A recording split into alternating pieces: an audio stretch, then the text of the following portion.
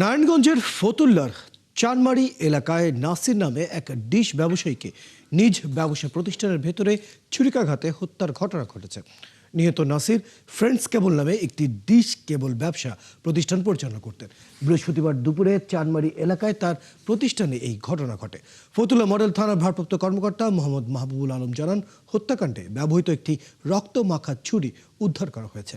আসামি শনাক্তের চেষ্টা চলছে। স্থানীয়রা জানান, নাসির তার ব্যবসা প্রতিষ্ঠানের অবস্থান করছিলেন। দুপুর 1টার দিকে হঠাৎ তার চিৎকার শুনে স্থানীয়রা এগিয়ে এসে তার রক্তাক্ত অবস্থায় পড়ে থাকতে দেখে।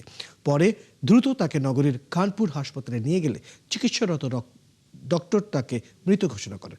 এদিকে নিহতের স্ত্রী দাবি করেন, নাসিরকে পরিকল্পিতভাবে হত্যা করা হয়েছে। ডিশ ব্যবসা নিয়ে দীর্ঘদিন ধরে তার সাথে স্থানীয় বাসিন্দা ফরদিনের বিরোধ চলছিল।